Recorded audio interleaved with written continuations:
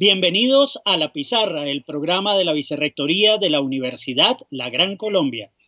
Para La Pizarra es un placer contar con la presencia del doctor Carlos Rodado Noriega, miembro honorario de la Academia Colombiana de la Lengua. Precisamente cuando tomó posesión le decía yo a su hija y a su yerno que una hoja de vida impecable como la del doctor Rodado, a veces uno no se la imagina para un político. Pero vamos a hablar hoy de otro tema distinto. El doctor Rodado Noriega nació en Sabana Larga, Atlántico, el 20 de septiembre de 1943. Es ingeniero civil por la Universidad Nacional de Colombia, economista por la Universidad de los Andes, habiéndose desempeñado como presidente de Colpatria y de Ecopetrol, rector de la Escuela Colombiana de Ingeniería, ministro de Estado 2 veces en la cartera de Minas y Energía, representante a la Cámara y vicepresidente de esa corporación, senador de la República, embajador de Colombia en España y Argentina, es PhD en Economía, trabajó como profesor universitario y gerente del Instituto Colombiano de Energía Eléctrica, ICEL, y asesor económico de Avianca.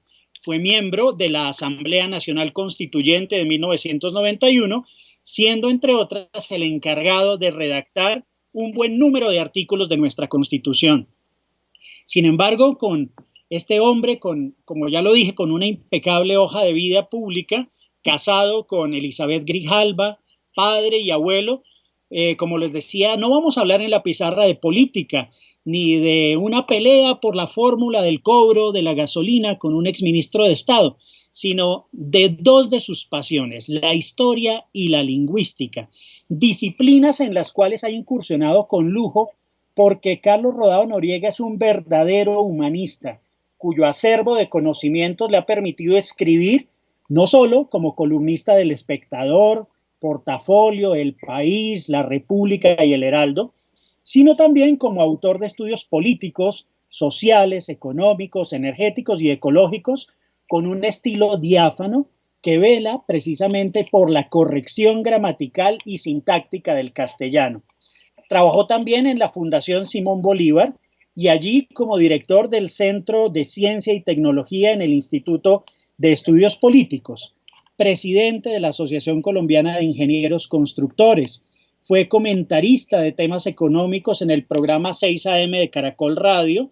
Hizo parte también de la Comisión Asesora de Paz que acompañó los diálogos de la Coordinadora Guerrillera en Caracas. Hizo parte del Comité Ideológico del Partido Conservador.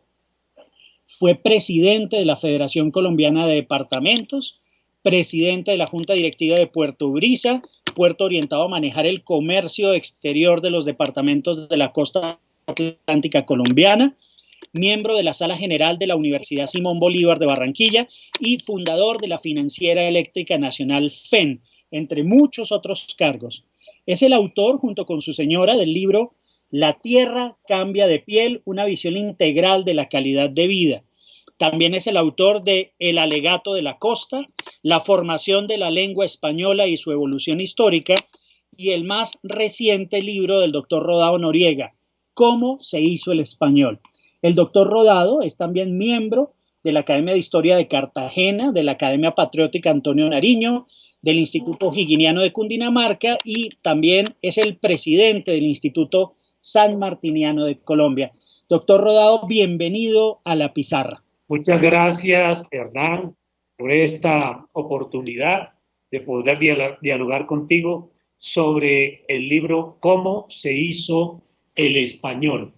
Y también, pues, agradecerte tus generosos comentarios y, por supuesto, estoy dispuesto a responder las preguntas que tú me hagas en relación con este libro, publicado por la editorial Debate, que se encuentra en todas las librerías, especialmente pues en las librerías nacional de todas las ciudades de Colombia, y se encuentra también a través de ebook, de manera que el que quiera leerlo también a través de medios digitales también puede encontrarlo allí.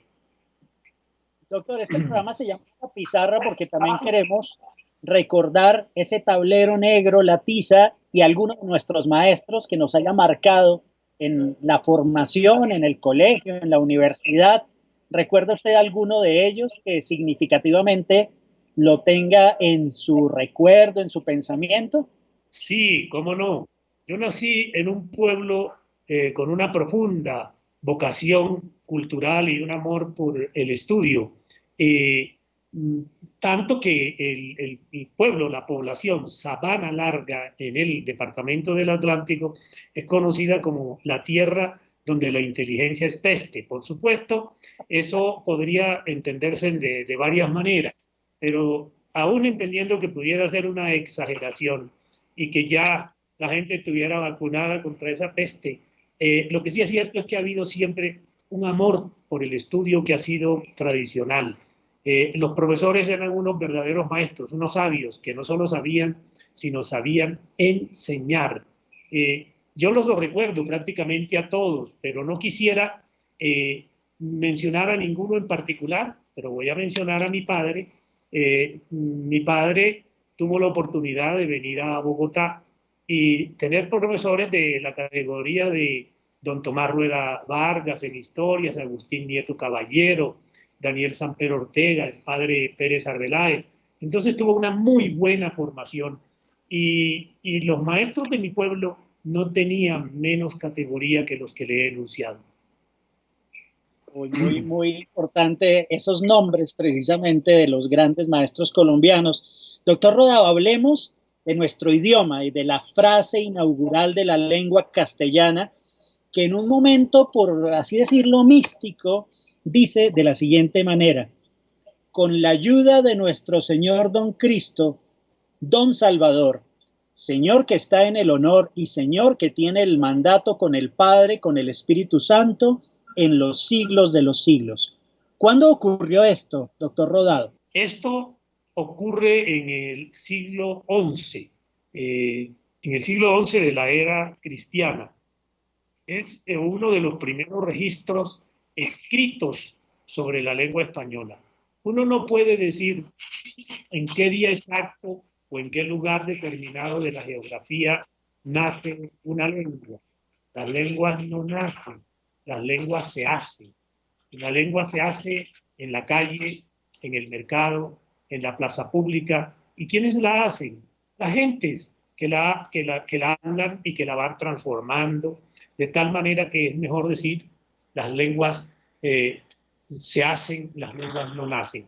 Pero así como no se puede decir qué día nace una lengua, sí se pueden tener registros documentados de cuáles fueron los primeros textos escritos. En el caso del idioma castellano, uno de esos primeros registros escritos es precisamente las glosas, o son precisamente las glosas emilianenses. Emilianenses porque fueron escritas en el monasterio de San Millán de la Cogolla. Eso queda ya en La Rioja. Y San Millán en latín se dice San Emilianus, ¿no? De ahí que se conocen como glosas emilianenses.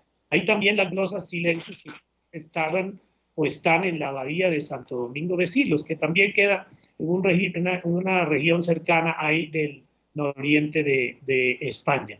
Pues bien, ese texto al que alude el profesor Hernán Olano es una invocación a Dios. Es decir, el castellano, uno de sus primeros textos, o el primero prácticamente, donde ya hay una sintaxis, una estructura de la lengua española, ese primer texto es una invocación. Por eso se ha dicho, el castellano nace hablándole a Dios. Es un contraste con los primeros textos escritos en otras lenguas. Por ejemplo, en el italiano es un alegato jurídico por unas tierras que le quitaron al monasterio de Montecassinos, allá en Italia, ¿no? Y en el caso de la lengua inglesa, el primer texto es un contrato mercantil. O sea, mientras el español nace con una invocación a Dios, los otros nacen con un sentido un poquito más jurídico o comercial.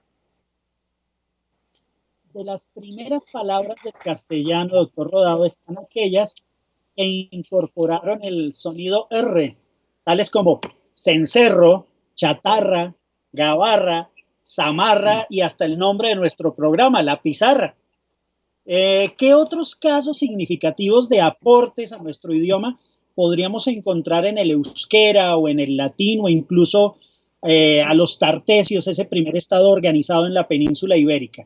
Hernán, empezando con el idioma que hablaban y hablan los vascos pues en el norte de España, en esa época los había y todavía los hay, a uno y otro lado de los Pirineos.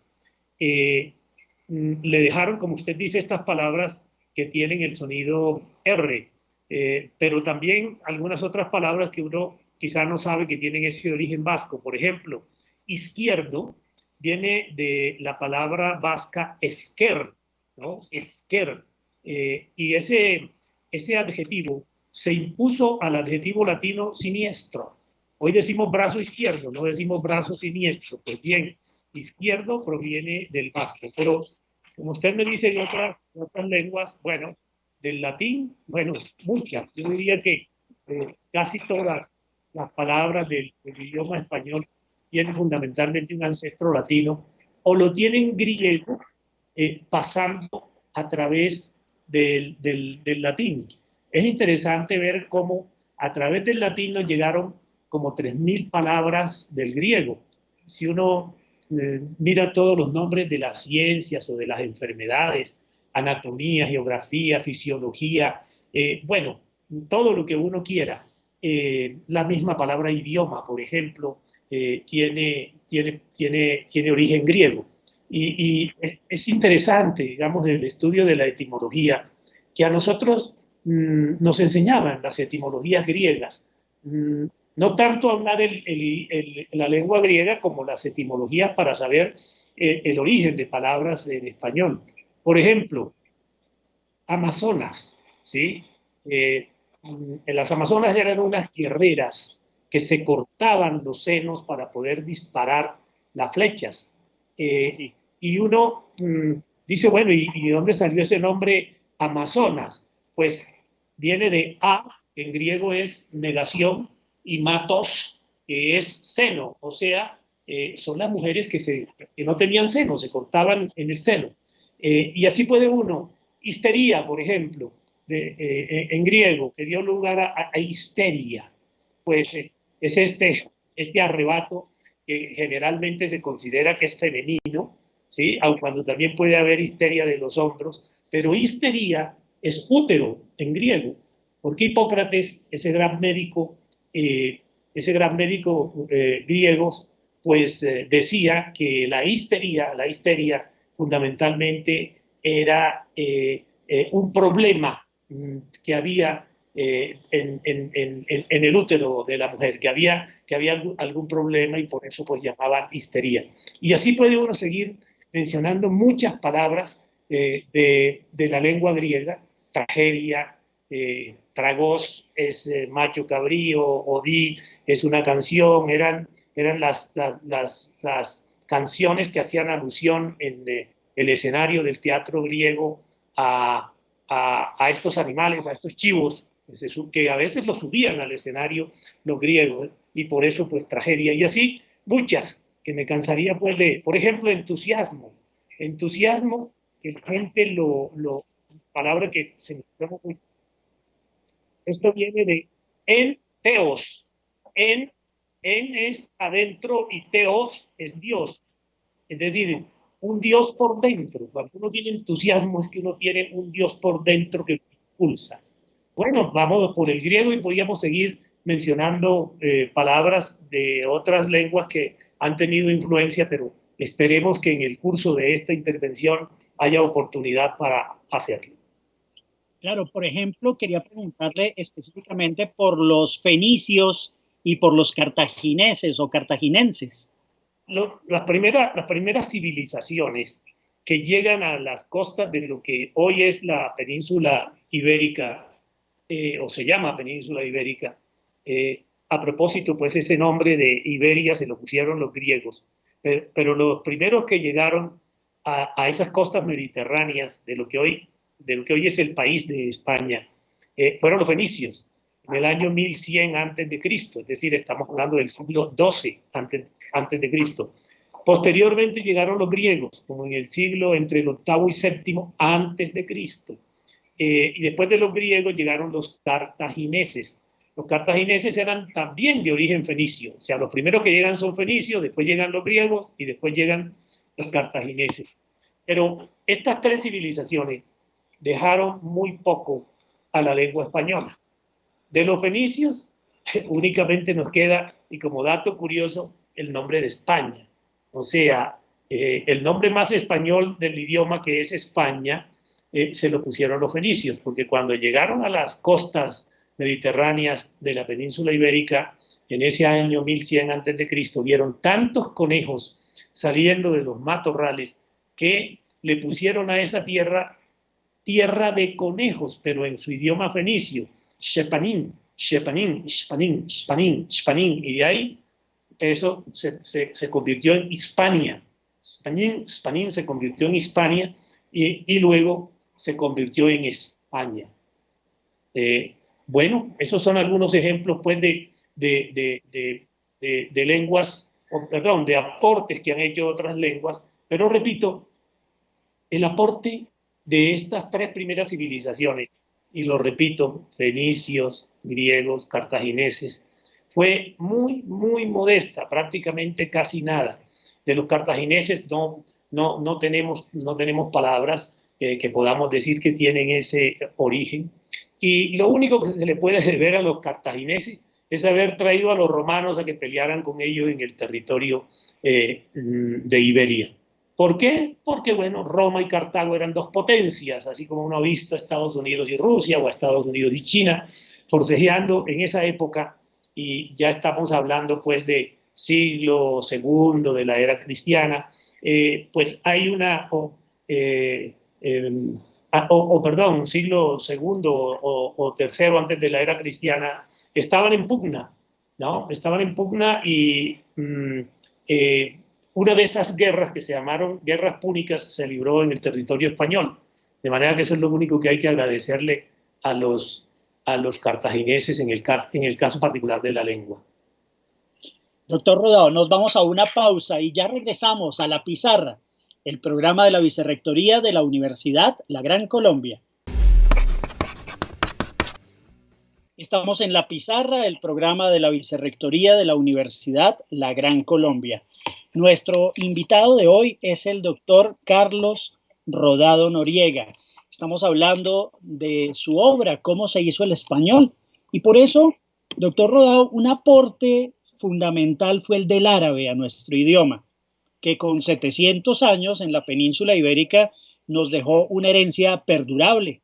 Alcalde, alguacil, albacea, almacén, adarga, almohada, almojábana, adalid, aljibe, alférez, albañil, alfombra, alcoba, junto también a naranjas y limones. Hablemos de ese aporte también de los árabes a nuestro idioma, doctor. Los árabes llegan en el año 711 de la era cristiana y llegan porque después de los romanos, y tal vez no se me olvidó, sino que omití en esa secuencia cronológica, ¿quiénes vinieron después de los cartagineses? Después de los cartagineses, pues obviamente llegan los romanos. ¿Por qué? Porque los romanos vencen a los cartagineses y los romanos se quedan un poco más de 5 siglos en España, 5 o 6 siglos se quedan en España. Y los romanos sí llegaron a fundar un estado y a sembrar una cultura, cosa que no habían hecho ni los fenicios, ni los griegos, ni los cartagineses. Pero aquí hago una aclaración. Los griegos que llegaron en el siglo VII antes de Cristo eran griegos que venían de lo que hoy es Turquía, una región que se llamaba Focea, ¿sí? Que la habían conquistado o se habían asentado los griegos ahí. Y de allá fue de donde salieron esos griegos que llegaron a lo que hoy es España. Esos griegos eran tan mercaderes y comerciantes como los fenicios, porque el interés de los fenicios era obtener un lucro. Ellos llegaron a España, como llegaron los griegos, a buscar metales. Incluso se hablaba de que en España había oro. Acuérdense del jardín de las Hespérides, ¿no? De unos árboles con manzanas de oro. Pues de pronto oro no había tanto, pero sí había plata, sí había plomo, sí había estaño, de tal manera que eran los metales con los cuales se fabricaban las herramientas y los instrumentos de la época. Bueno, pero después de los romanos llegan los visigodos. ¿Cuándo llegan los visigodos? Los visigodos llegan con la caída del Imperio Romano. Eso por allá en el año 409 y 416. Los visigodos, que eran unas tribus germanas del centro de Europa, pues habían invadido provincias romanas. Al invadir provincias romanas se habían contagiado de la civilización romana. O sea, los conquistadores resultaron conquistados tanto en la lengua, porque acabaron hablando el latín vulgar, como en la religión, porque se volvieron cristianos. Pues estos visigodos, estas tribus bárbaras, cuando Roma ya está en la decadencia, ya no puede cuidar la frontera, llegan al territorio de lo que hoy es España. Pero los visigodos tenían una monarquía electiva y esas elecciones eran unas peleas como las de Colombia en el siglo XIX. Era pues tremendo, con violencia y todo. Se dividían en bandos. Un rey, Roderico o Rodrigo, quería dejar un sucesor, ¿no? Y entonces hubo una facción de los visigodos que lo apoyaban a él, a la línea del rey, y había otros que la atacaban. Los que la atacaban le pidieron ayuda a los árabes que estaban ahí al otro lado, en África, ¿sí? Y los árabes vinieron, pero los árabes se quedaron y duraron 8 siglos en España. Ellos, los árabes, sí llegaron a implantar una cultura y dejaron una influencia importante en las artes, en las ciencias, en los diferentes oficios. Ellos fueron los que enseñaron en España pues el arte la seda, lo que es la lana, el vidrio, en fin, el riego que habían empezado los romanos, ellos lo perfeccionaron. Y los árabes dejaron muchas palabras, 4.000 palabras tienen origen árabe, pero no dejaron una estructura del idioma. La sintaxis tendría del idioma del lacio, del latín. Muchas palabras, como las que usted mencionó, que comienzan por A, álgebra, almohada, almohábana, etc. Pero hay otras palabras que son de origen árabe que las utilizamos y que no nos imaginamos que tienen ese origen. Por ejemplo, Madrid, la capital de España, viene de Mairit o Maghrib, que hace alusión al cauce de un río, porque Madrid está atravesada por el río o el riachuelo Manzanares. La palabra La Mancha, la región por donde discurrió el Quijote, del árabe Al-Mancha, ¿sí? Es tierra seca, árida, como es esa región de La Mancha en general. Y así todas las palabras, ¿no? Tienen un ancestro árabe, muchas que no nos imaginamos. Alcalá de Henares, ¿no?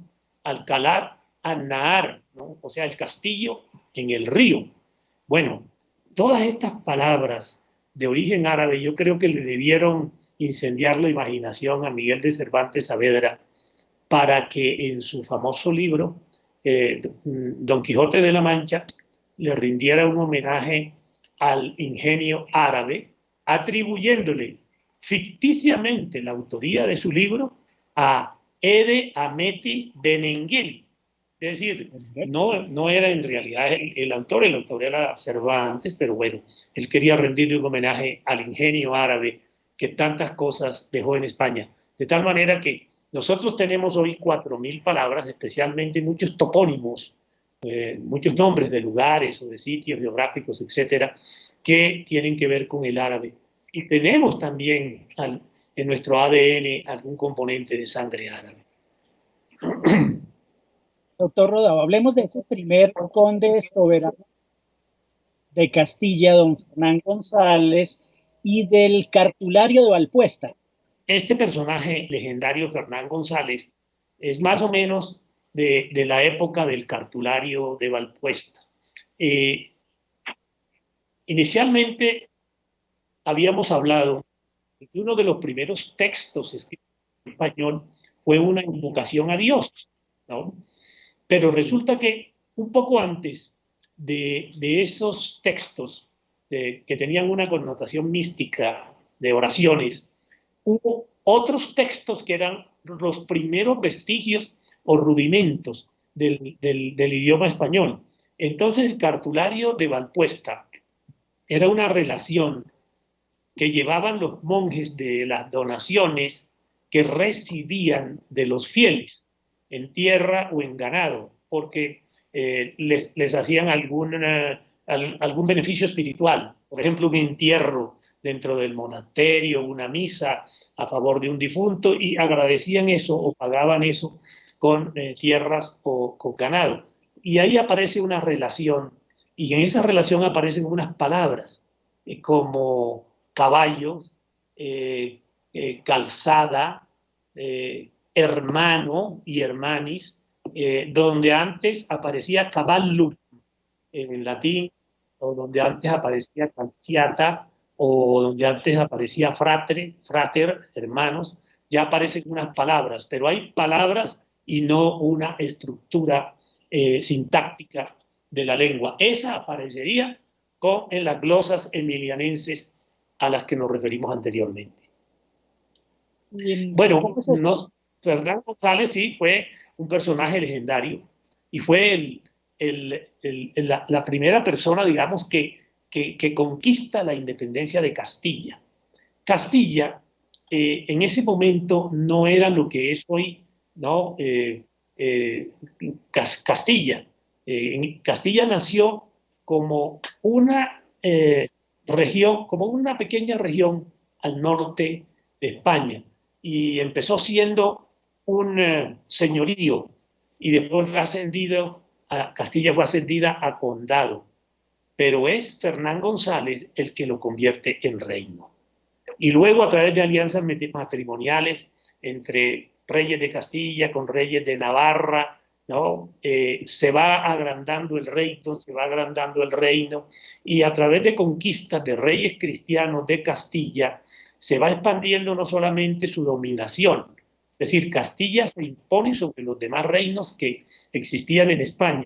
Los árabes conquistan a España desde el sur, desde las costas mediterráneas, lo van conquistando hacia el norte, pero tuvieron muchas dificultades al llegar a la parte norte de España, porque es una región bastante montañosa y había gentes muy guerreras, de manera que los árabes no pudieron conquistar estos reinos, y surgieron reinos separados.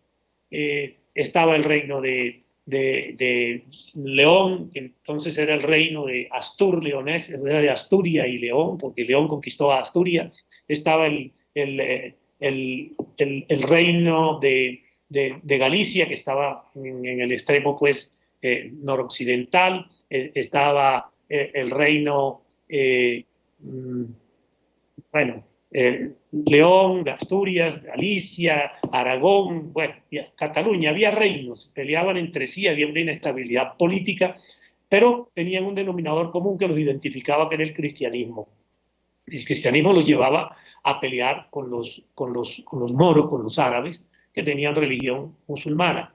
Pero los que toman la iniciativa realmente, y no solamente la iniciativa, sino los que van conquistando territorios, primero territorios de otros reyes cristianos en el norte, se van apoderando de otros reinos cristianos del norte, y después se van apoderando de territorios de los árabes, son los reyes de Castilla. Por ejemplo, Alfonso VI, que tiene que ver mucho con el cantar del mío Cid, o sea, Rodrigo Ruiz de Vivar. Alfonso VI conquistó en 1085 a Toledo. Después, en 1212, viene una batalla importante que es la de las Navas de Tolosa. O sea, ya van avanzando más hacia el sur, ¿no? Finalmente, pues, Fernando III se toma a Sevilla, a Jaén, mejor dicho, a lo que hoy es Andalucía y Extremadura. O sea, ya llegan hasta el sur. Como se ve, los reyes cristianos adelantan la reconquista de norte a sur. Así como los árabes habían conquistado a España de sur a norte, los reyes cristianos, especialmente reyes de Castilla, hacen esa reconquista de norte a sur. ¿Y qué pasa? En la medida en que van reconquistando reinos y espacios, van imponiendo el dialecto de Castilla. El dialecto de Castilla era uno de los tantos dialectos que había, así como existía el leonés, el aragonés, el catalán, pues existía el idioma de Castilla. Y Castilla se volvió un reino dominante. ¿Y cómo se ejerce el dominio de un territorio sobre otro? En esa época, pues era la fuerza. Entonces, el poderío económico militar, ¿no?, le dio a Castilla un poderío político, y los reyes de Castilla se dedicaron a imponer ese dialecto que ellos hablaban. Precisamente en relación con todas esas conquistas de los diferentes reinos españoles, también nos quedó una pequeña herencia, y es la de los asturianos, que ellos dicen: Asturias es España, lo demás tierra conquistada.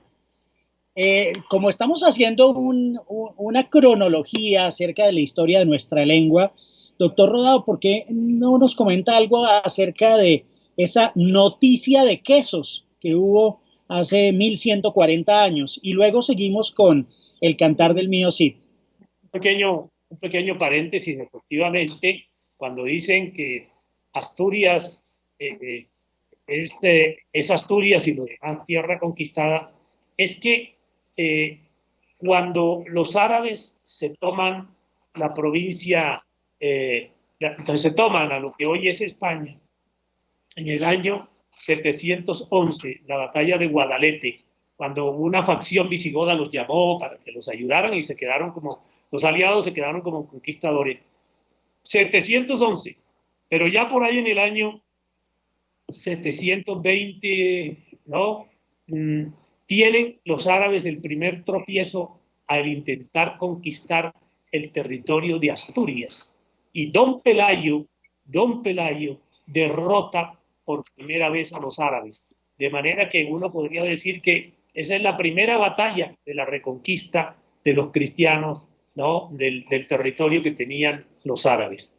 Bueno, pero hablando de la noticia de quesos, este es otro de los documentos escritos, textos escritos muy antiguos. Y la noticia de quesos es una relación de los quesos que el despensero de un monasterio situado en La Rosuela, una población del norte de España, llevaba una relación de los quesos que él había repartido a abadías, a viñedos o a castillos que había. Y entonces uno de los primeros textos que aparece escrito, y es interesante porque ahí ya se empiezan a ver unas pocas preposiciones. Sin embargo, no está todavía la sintaxis, la estructura del idioma que aparecería, repito, en el siglo XI con las glosas emilianenses. Pero aquí, en la noticia de quesos, que es más o menos como del siglo X, sí aparece un texto que, si me permiten, podría leerlo y leer lo que ese texto dice.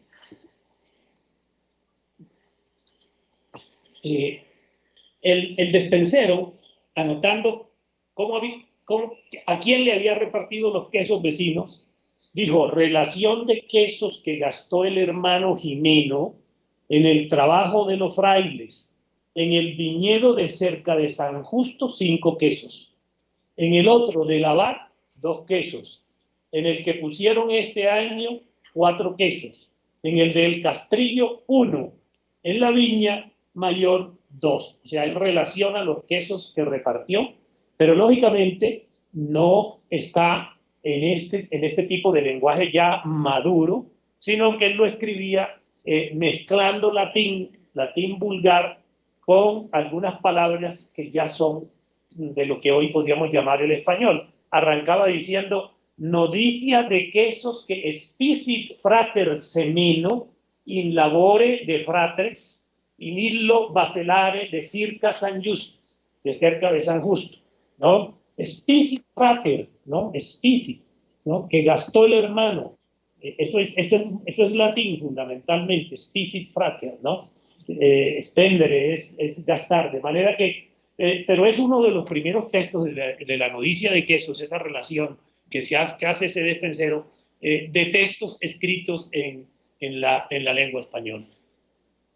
Mejor en la lengua de Castilla. En ese momento habría que hablar de lengua de Castilla, todavía no se llamaba español. Vamos a regresar para seguir este diálogo con el profesor Carlos Rodado Noriega después de esta pausa. Estamos en La Pizarra, el programa de la Vicerrectoría de la Universidad La Gran Colombia. Regresamos a La Pizarra, el programa de la Vicerrectoría de la Universidad La Gran Colombia. Síganos en nuestras redes sociales que aparecen en la parte inferior de nuestra pantalla. Estamos hoy con el profesor Carlos Rodado Noriega hablando de cómo se hizo el español y hemos tenido un diálogo cronológico acerca del nacimiento de nuestro idioma. Algo muy importante, doctor Rodado, en nuestra lengua ha sido el arte de juglaría, la labor de los trovadores. ¿En qué consistió ese aporte?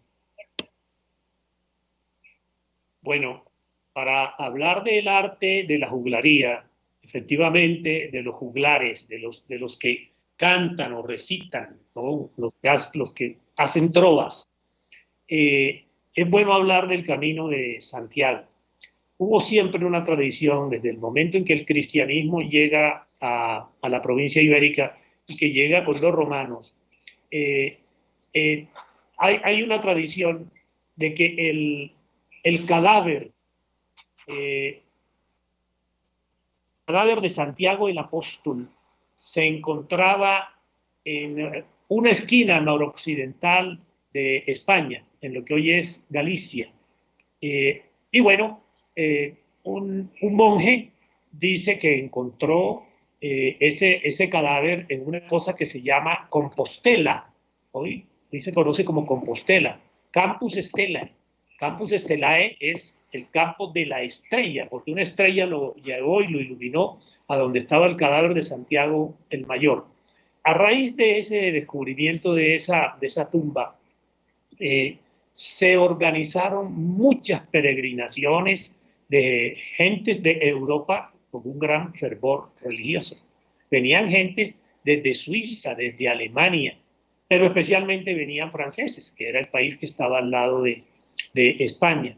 Y ellos hacían un recorrido de centenares de kilómetros. Algunos recorrían 700, 600 kilómetros, 500, 400, dependiendo de si estaba más cerca o no. Y lógicamente que ese camino era tan largo que tenían que hacer paradas. Como consecuencia de eso nacieron los hostales, sitios donde la gente pues descansaba, pernoctaba y al día siguiente seguían como caminantes para llegar a Santiago de Compostela. Como las noches eran largas y había que ponerle algún tipo de distracción, entonces los franceses trajeron trovadores, gente que cantaba por las noches, que recitaba o que cantaba, ¿no? sus trovas y alegraba. Esos trovadores franceses tuvieron mucha influencia sobre lo que iban a ser los juglares españoles o los trovadores españoles. Y tuvieron tanta influencia que trajeron no solamente trovas, sino palabras. Algunas palabras que uno utiliza en el lenguaje español, la trajeron esos trovadores que venían por el Camino de Santiago. Por ejemplo, monje, fraile, que tenía que ver con la peregrinación también, hereje, son palabras de origen francés que nacieron precisamente en esas peregrinaciones del Camino de Santiago. Y como consecuencia, ¿no?, de eso se desarrolla mucho la trova y la juglaría. Los juglares eran unos versificadores y unos cantantes al estilo de lo que son los cantantes vallenatos, para poner un ejemplo, o lo que uno puede ver en los llanos orientales de Colombia o en Antioquia, que hay trova y hay trovadores. Esos trovadores se volvían importantes, se volvían notables. Ellos cantaban en plazas públicas, pero también los trovadores llegaban a la corte, y en la corte pues le cantaban a los reyes, a las reinas y a las condesas. Y como ha acontecido siempre, pues estas señoras acababan enamoradas de estos cantores. Por ejemplo, la condesa Inés de Montluzón y nada menos que la reina, porque fue reina, Leonor de Aquitania. Leonor de Aquitania, que estuvo casada con Felipe VII de Francia y después con Enrique II de Inglaterra. Pues Aquitania acabó en los brazos de un trovador, ¿sí? Y bueno, ella era una mujer como bastante liberada, tanto pues que se separa de su marido, que era Felipe VII, y se casa con Enrique II de Inglaterra. Entonces, la trova francesa tiene influencia sobre los juglares españoles, nace la juglaría, y precisamente uno de los cantos de juglares más importante, porque con él nace, digamos, lo que pudiéramos llamar la literatura española, es el Cantar del Mío Cid. Sí, doctor, precisamente sobre el Cantar del Mío Cid, de autor anónimo, donde se narran las hazañas heroicas del caballero castellano Rodrigo Díaz de Vivar desde su destierro en el año 1081 hasta su fallecimiento en el año 1099. Ese cantar de gesta que ya usted ha mencionado es el rey de los adverbios tanto y mucho. ¿Cómo nos puede explicar este cantar del Mío Cid? Cantar del Mío Cid narra efectivamente la pérdida de la honra, pero al mismo tiempo la pérdida de la honra y la recuperación de la honra de Rodrigo Díaz de Vivar, el Cid campeador. Él pierde esa honra por las intrigas, por las envidias, por los odios de sus enemigos, y luego la reconquista, esa honra. ¿Cómo la reconquista? Bueno, con conquistas de reinos, y que lo hacen otra vez, ¿no? Tener la gracia del rey Alfonso VI. Es un canto, es un poema que no está hecho en estrofas. Ustedes saben que la estrofa tiene 4 versos. No, el Mío Cid está en tiradas. Tiradas es que una tirada podía tener 18, 20 versos, y la rima era asonante, no era consonante. Y los versos eran anisosilábicos. Anisosilábicos era de métrica variable. No tenían igual número de sílabas los versos, de manera que era una métrica irregular, esta del Mío Cid, por así llamarla. Bueno, y ese poema, ese canto, es importante porque ya el idioma castellano empieza a tomar forma. Ya allí no es el castellano de hoy en día, por supuesto, pero ya es un castellano que empieza a tomar forma y se caracteriza por algún tipo de circunstancias como la que usted anota. Usa mucho el adverbio tanto o tantas como sinónimo de mucho o de muchas, pero utiliza esos adverbios que le dan un vigor al relato de las batallas que está haciendo. Por ejemplo, y escúchenme, ¿no? Si me permiten, puedo leer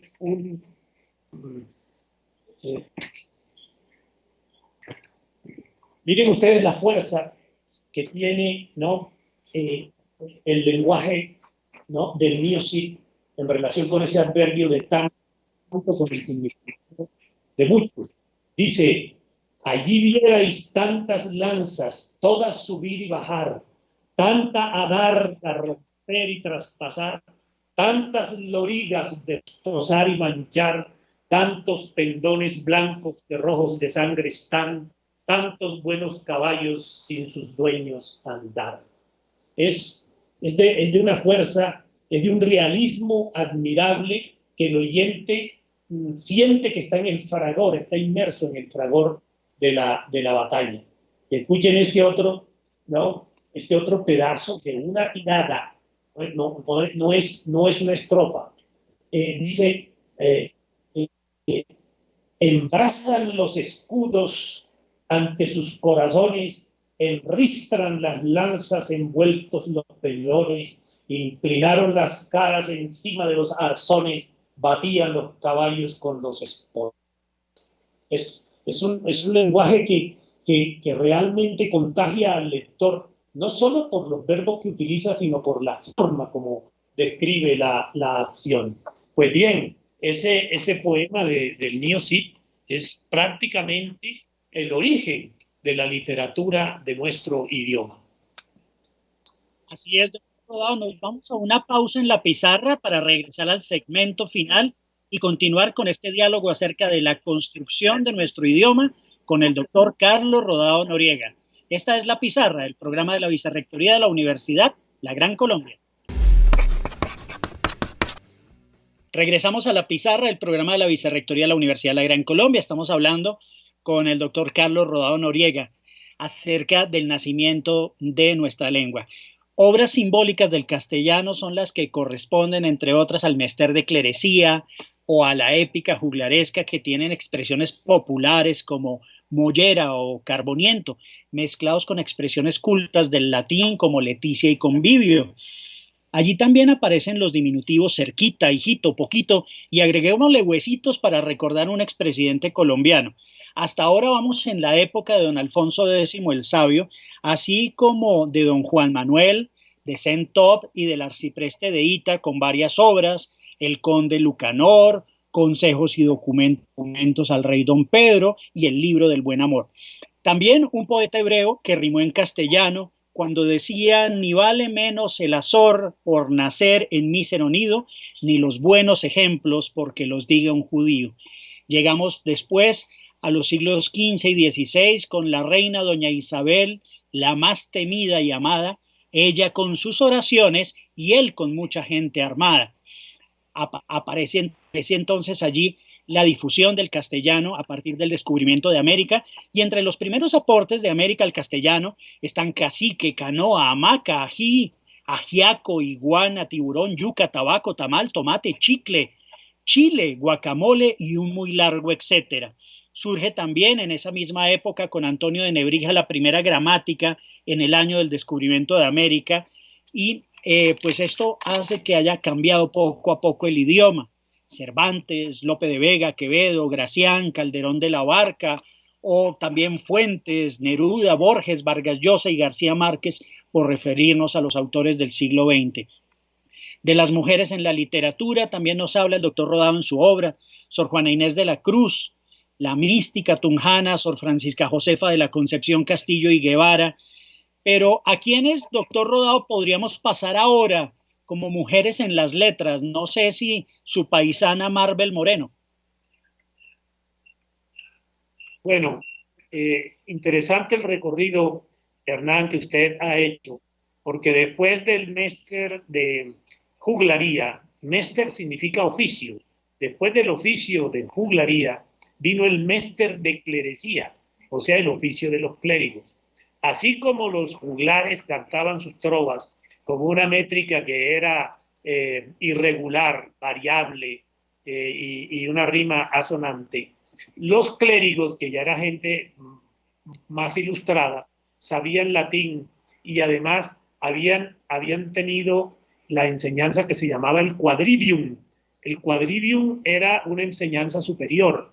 En esa época había una cosa que se llamaba el trivium, que le enseñaban, era como una escuela elemental, gramática, dialéctica y retórica, pero ya unos estudios superiores abarcaban aritmética, geometría, astronomía y música. Estos clérigos ya tenían ese estudio superior y además conocían el latín. Entonces nace el Mester de Clerecía, y el más famoso de todos esos clérigos es don Gonzalo de Berceo, que en 1230 escribe un libro que se llama el libro de Alexandre, y en 1250 el libro de Apolonio. Y ahí, ¿qué es lo que aparece? Ahí aparecen ya estrofas y utiliza la rima consonante. Incluso la misma invocación que hizo aquel monje allá en San Millán de la Cogolla, invocación a Dios, ahora él usa esa misma invocación, pero en un lenguaje mucho más maduro. Ya es el lenguaje del siglo XIII, que ya ha ido evolucionando. Y luego viene el siglo XIV, con escritores como los que usted mencionó, don Juan Manuel, Centot, en fin, el arcipreste de Ita, y luego el idioma sigue avanzando, vienen los reyes católicos, se publica la primera gramática de Nebrija, Antonio de Nebrija, la primera gramática. Estamos en 1492 cuando el idioma español llega a las tierras americanas. Por cierto, cuando Colón llegó y vio unos vehículos, ¿no?, fluviales, unos vehículos que se desplazaban por el río, y él lo llamó almadía, que era una expresión que se utilizaba en el norte de España para embarcaciones construidas con troncos yuxtapuestos que formaban una balsa. Pero él se da cuenta que las almadías de España eran diferentes a lo que él estaba viendo, ¿no? Porque esta era una embarcación hecha de un solo tronco que se cavaba, y entonces él aprende que se llama canoa. Y canoa es el primer indigenismo que ingresa a la lengua que hoy hablamos. Después, Colón, en esos mismos días, y las personas que lo acompañaran, ven unas hamacas que son oscilantes, ¿no?, hechas con unos hilos de algodón, y también quedan sorprendidos y aprenden que se llama hamaca, el segundo indigenismo, ambos de la lengua arawak, que era la que hablaban los taínos ahí de las Antillas a donde llegó Colón. Bueno, y luego pues que el idioma español llega a tierras americanas, encuentra este espacio tan grande que ha hecho que el idioma español hoy lo hablemos casi 600 millones de personas en el mundo. Y no solamente pues ha sido importante por la expansión del número de hispanoparlantes, sino también porque aquí han surgido escritores muy importantes, y surgieron incluso casi que desde la misma época en que llegan los españoles, ¿no? Por allá en el siglo XVII, Sor Juana Inés de la Cruz, una monja mexicana, escribía con una calidad igual a los escritores del siglo de oro español. Y luego, pues, el Inca Garcilaso de la Vega en Perú, también, allá más o menos en 1600 algo. Entonces, estamos viendo, pues, que llega el español a tierras americanas y aquí se cultiva con mucho esmero. Y hemos visto cómo aquí, en este territorio de América, han surgido escritores de la talla de, bueno, hemos tenido premios Nobel, ¿no?, en Chile, en Argentina, en Colombia, en México, en Perú, muy famosos. Y cada país tiene un escritor insigne y escritoras insignes, porque ha habido muchas mujeres, por eso mencioné a Sor Juana Inés de la Cruz. Bueno, usted habla de Marvel Moreno, pero bueno, yo no me atrevería, porque si menciono un nombre de alguna escritora de ahora, pues puede uno causar algún tipo de resentimiento. Si uno dice de Laura Restrepo, uno habla, pero aquí ha habido mujeres que han enaltecido la lengua castellana. Bueno, la primera de ellas, Gabriela Mistral. Gabriela Mistral se ganó el premio Nobel de Literatura en 1945. Después ha habido una sucesión de personas que han ganado el premio Nobel. Después, pues bueno, el gran poeta chileno, después nuestro Nobel García Márquez, después Vargas Llosa, en fin, bueno, Octavio Paz de México, bueno, son tantos. Y mujeres, pues yo creo que no siempre ha habido mujeres destacadas en la literatura, en la poesía, ¿no? Entre otras cosas, por ejemplo, Gabriela Mistral, que estuvo como maestra enseñando en México, siendo chilena, pues ella escribió un libro que tenía que ver mucho con la lengua española. Decía lecciones destinadas a mujeres, a niñas, a mujeres, ¿no? Mujeres, pero mujeres de 15 a 30 años, porque las mujeres en esa época no se les permitía estudiar literatura ni nada de eso. Y entonces Gabriela Mistral es la primera que toma, ¿no?, la bandera, la alza y dice, no, hay que enseñarle a las mujeres, por supuesto, una literatura bien hecha, con profundidad, nada de esa superficialidad ni de esa frivolidad. Y por eso la menciono, porque tiene que ver mucho, digamos, con la enseñanza del idioma castellano. Doctor Rodado, yo creo que vamos a tener que dejar a todos los televidentes de la pizarra antojados de leer su libro, Cómo se hizo el español. Me quedan muchas preguntas, muchos siglos por recorrer, pero ustedes los encuentran en la obra del doctor Carlos Rodado Noriega, quien nos ha acompañado hoy en la pizarra del programa de la Vicerrectoría de la Universidad La Gran Colombia.